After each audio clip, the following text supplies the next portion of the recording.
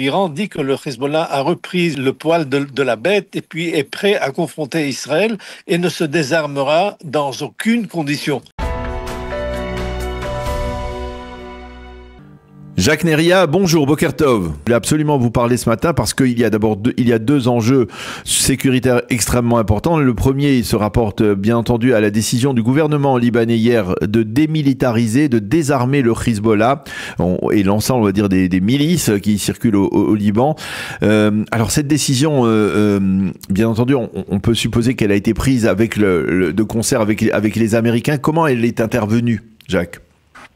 Écoutez, le problème est beaucoup plus compliqué que vous le pensez parce que il faut écouter aujourd'hui les dernières déclarations du ministre des Affaires étrangères iranien pour comprendre, en fin de compte, que l'énigme est résolue. C'est l'Iran qui est derrière la position de Hezbollah. Le refus de Hezbollah de se désarmer a été dicté par l'Iran et l'Iran dit que le Hezbollah a repris, je dirais, le poil de la bête et puis est prêt à confronter Israël et ne se désarmera dans aucune condition. Donc c'est là où on se trouve.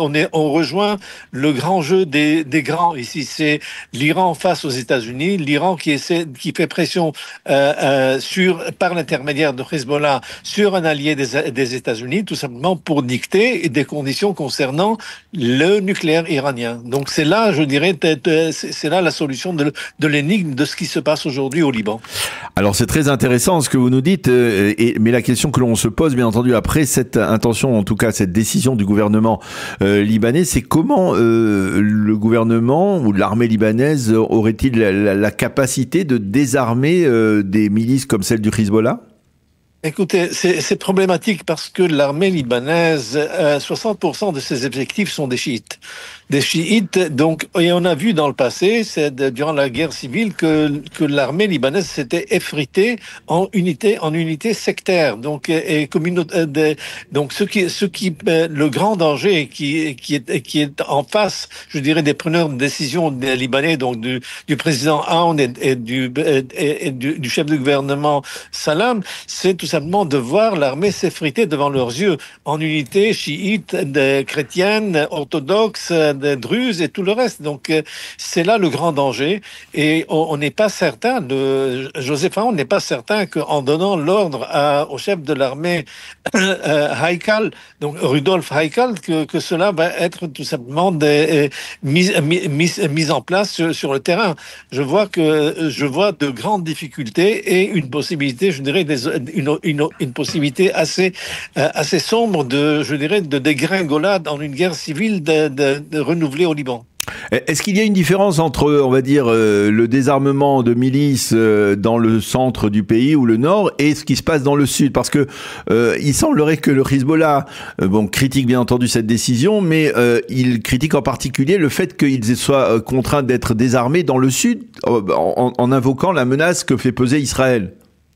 Daniel, la décision la résolution du Conseil de sécurité 1701 ne parle pas du sud du Liban uniquement. Elle parle de tout l'État libanais, du désarmement de toutes les milices et je dirais, du désarmement et ces milices-là devraient rendre leurs armes, les armes traditionnelles, les armes balistiques, les armes super stratégiques aux mains de l'armée libanaise. Et ça, c'est une condition sine qua non dans la résolution 1701. C'est pour cela qu'Israël se permet d'attaquer des cibles dans la Bekaa, dans le nord du pays, ou dans la Dahia, dans le sud de la capitale Beyrouth, et naturellement au sud, là où des cibles s'offrent, et tout simplement pour empêcher le Hezbollah de se réorganiser et de s'aligner, se déployer face à Israël. Concrètement, est-ce que combien d'armes et de munitions le Hezbollah détient actuellement? Il continue à détenir de très importantes quantités d'armes? Écoutez,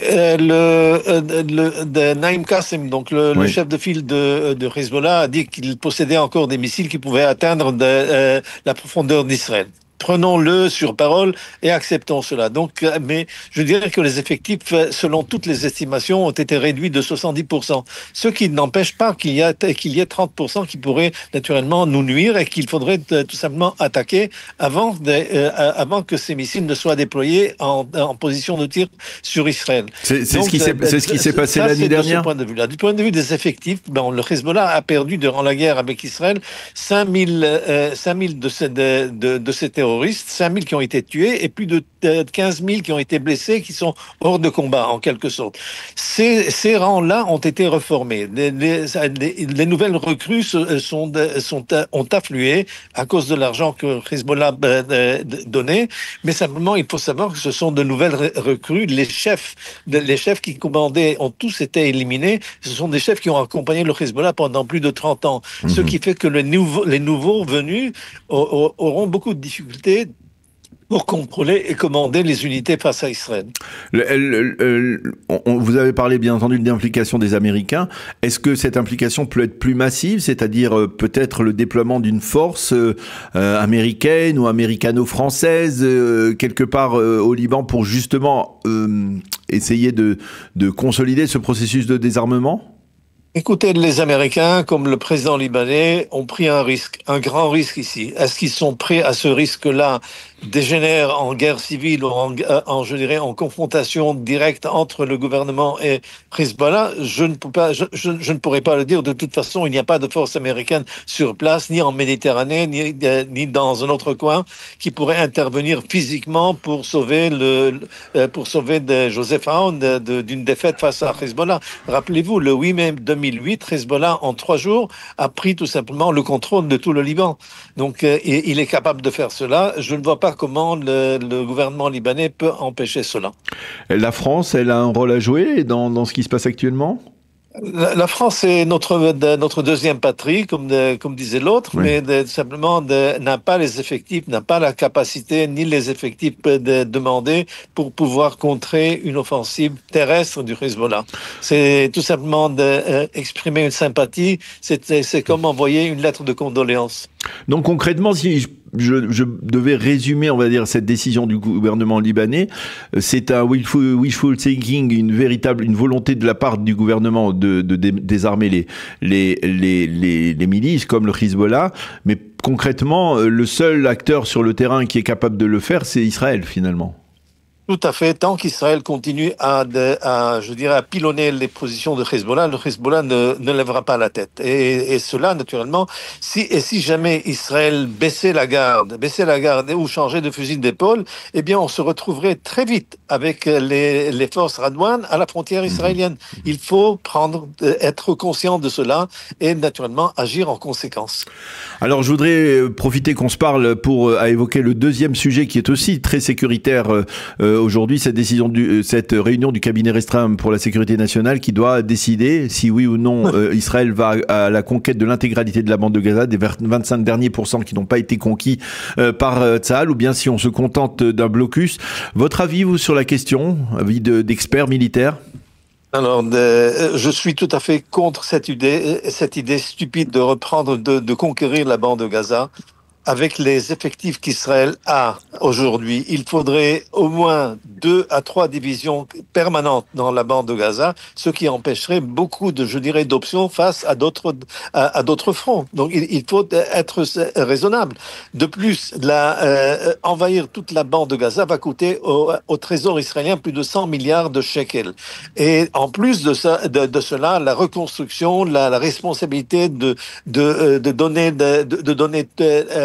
tous les services possibles et imaginables, électricité, eau, les éboues et tout le reste, et ça va nous coûter entre 60 et 100 milliards de shekels par an. Est-ce que nous sommes capables de supporter un tel fardeau? Je pense que c'est tout simplement superflu. Je vais essayer de comprendre. Ce qu'il faudrait faire, c'est actuellement continuer le blocus, faire un blocus, et avec des opérations pointus, pénétrer dans les lignes du Hamas et essayer naturellement de les harceler pour finalement les amener à négocier un accord final de désarmement, de fait que le Hamas devrait quitter la bande de Gaza et de laisser, je dirais, la gouvernance à un corps international, à une entité interarabe, enfin de toutes sortes de solutions. Oui. Et la seule qui n'est pas acceptable, c'est le fait de le voir sur terrain d'ici, je dirais, les années qui viennent. Mais expliquez-nous pourquoi, finalement, ce qu'a fait l'armée israélienne au cours, on va dire, des derniers mois, autour de l'opération des chars de Guidon, c'était de conquérir, on va dire, les 75%, c'est de ça dont on a parlé, de 75% de la bande de Gaza, et personne n'a dit, ah, mais ça va coûter très cher, les 75%, et là, maintenant, il s'agit de 25% seulement, entre guillemets. Donc, pourquoi, finalement, cette dernière... C'est là où les 25% sont les plus concentrés, c'est là où la grande population de la bande de Gaza se concentre aujourd'hui. Il y a combien de personnes, il y a combien d'habitants là-bas? Il faut savoir que toute opération dans ces régions-là, aujourd'hui, risquerait la vie de nos otages. Et ça, il faut prendre cela en considération. On n'est pas, je dirais, on n'est pas aveugle. On sait très bien que dans cette région-là, où le Quds n'a pas attaqué pour l'instant, il n'a pas attaqué pour une raison très simple. C'est le fait de savoir que dans ces régions-là, nos otages se trouvent sur place. Et une action militaire dans ces zones-là risquerait naturellement de terminer la vie de nos otages, ce qui est tout simplement impensable et inacceptable. Oui, mais sans aller jusqu'au bout, on va dire, de la conquête de la bande de Gaza, on ne va pas éradiquer le Hamas. Donc, c'est-à-dire finalement... Le Hamas, c'est une idée, très cher Daniel. Ce n'est pas quelque chose on est en train de combattre le Hamas en Judée, en Samarie. Ça fait déjà des années. Est-ce qu'ils ont disparu ? Nous pénétrons dans Kalkilia, dans Naplouse, dans Ramallah, nous faisons tout ce que nous voulons du point de vue sécuritaire, mais le Hamas est toujours là.